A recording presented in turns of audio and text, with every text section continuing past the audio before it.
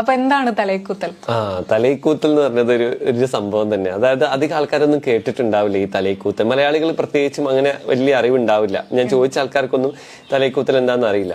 അതൊരു റിച്വൽ ആണോ? റിച്വലാണ്. അങ്ങനെ ഈ തലൈക്കൂത്തൽ എന്ന് പറഞ്ഞാൽ ഭയങ്കര നമുക്കൊരിക്കലും വിശ്വസിക്കാൻ പറ്റാത്തൊരു ചടങ്ങാണ്. ഏകദേശം അതായത് തമിഴ്നാട്ടിലെ ഉൾഗ്രാമം, എസ്പെഷ്യലി വിരുദുനഗർ, പിന്നെ ഉസ്ലാംപട്ടി, ഈ ഒരു തേനി, ആ ഭാഗത്തൊക്കെയുള്ള ഗ്രാമങ്ങളില് പ്രായം ചെന്ന മനുഷ്യന്മാരുണ്ടാവില്ല. വീട്ടിൽ അച്ഛന്, അമ്മ, മുത്തശ്ശൻ, മുത്തശ്ശി, ഇവരെ ഒരു പ്രായം കഴിഞ്ഞാൽ പിന്നെ അവർക്കൊന്നും ചെയ്യാൻ പറ്റില്ല, ബെഡ് റിഡൺ ആവും. ആ സമയത്ത് അവരെ കൊല്ലുന്ന ചടങ്ങാണ് തലൈക്കൂത്തൽ എന്ന് പറഞ്ഞാല്. അതായത് ലീഗലായിട്ട്. അതായത് നമ്മളിപ്പോ വീട്ടിലൊരു പ്രായം ചെന്ന ആൾ ഇരിക്കുകയാണ്. അപ്പോൾ അയാൾക്ക് ഇനി ഒന്നും ചെയ്യാൻ പറ്റൂല എന്ന് അറിയുന്ന സമയത്ത് ഇവര് ഗ്രാമമുഖ്യനെ കണ്ടിട്ട് പറയും നമുക്ക് തലൈക്കൂത്തൽ ചടങ്ങിന് സമയം കുറിക്കണം എന്ന് പറയും. അപ്പോൾ ഇവര് ഗ്രാമത്തിലുള്ള എല്ലാവരെയും വിളിച്ചു കൂട്ടിയിട്ട് ഒരു ഡേറ്റ്, കല്യാണത്തിനൊക്കെ നിശ്ചയിക്കുമ്പോൾ ഒരു ഡേറ്റ് നിശ്ചയിക്കും.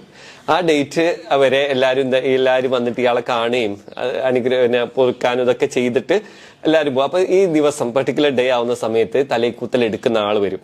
അയാള് പുലർച്ചെ ഒരു 4 മണിക്കാണ് ഈ ചടങ്ങ് തുടങ്ങുക. അപ്പോ ഈ ബെഡ് റിഡൻ ആയിട്ടുള്ള ആളെ എടുത്തിട്ട് പുറത്തൊരു കസേരയിൽ ഇങ്ങനെ ഇരുത്തും. എന്നിട്ട് അയാളുടെ തലയിൽ നന്നായിട്ട് എണ്ണ ഇങ്ങനെ തേച്ച് പിടിപ്പിക്കും, നന്നായിട്ട് ഫുള്ള് എണ്ണയിൽ കുളിപ്പിക്കും. അതിനുശേഷം ഈ കിണറ്റിൽ നിന്ന് തണുത്ത വെള്ളം കോരിയിട്ട് ഇയാളുടെ ദേഹത്തേക്ക് ഇങ്ങനെ ധാര ഒഴിക്കും. കുറേ കുടങ്ങളിൽ എടുത്തിട്ട് ഇങ്ങനെ ധാര ഒഴിച്ചുകൊണ്ടേയിരിക്കും. അതെന്ന് വെച്ചാല് ആ സമയമാകുമ്പോഴേക്കും അതിങ്ങനെ തണുത്ത് വിറയ്ക്കുന്നുണ്ടാവും. അങ്ങനെ തണുത്ത് വിറച്ച് കിടക്കുന്ന ആ മനുഷ്യന് അതിനുശേഷം കരിക്ക് വെട്ടിയിട്ട് കുടിപ്പിക്കുക ആളെ. ഇങ്ങനെ ഫണല് വെച്ചിട്ട് അതിലേക്ക് ഇങ്ങനെ ഒഴിച്ചു കൊടുക്കും. എത്ര കരിക്ക് കയറ്റാൻ പറ്റും അത്രയും കരിക്ക് കയറ്റിക്കും വയറിലേക്ക്. വെച്ചാല് അതിൽ പൊട്ടാസ്യം ഉണ്ടാവും കരിക്ക് വെള്ളത്തില്. അപ്പൊ ഈ ഓൾറെഡി വീക്ക് ആയിട്ടുള്ള മനുഷ്യന് ഓവർ പൊട്ടാസ്യം ചെല്ലുമ്പോഴേക്കും അവരുടെ കിഡ്നി ഫെയിലിയർ ആവും. ഓക്കെ, അങ്ങനെ ഇഞ്ചിഞ്ച് അങ്ങനെ അത്രയും ഇതാക്കിയതിന് ശേഷം ഇയാൾ ആ തല തോർത്താതെ അതേപോലെ കിടക്കയിൽ കൊണ്ട് കിടത്തും. ഒരു 2 ദിവസത്തിനുള്ളിൽ അയാൾക്ക് ന്യൂമോണിയ വന്നിട്ട് മരിക്കും. അതാണ് തലൈക്കൂത്തൽ.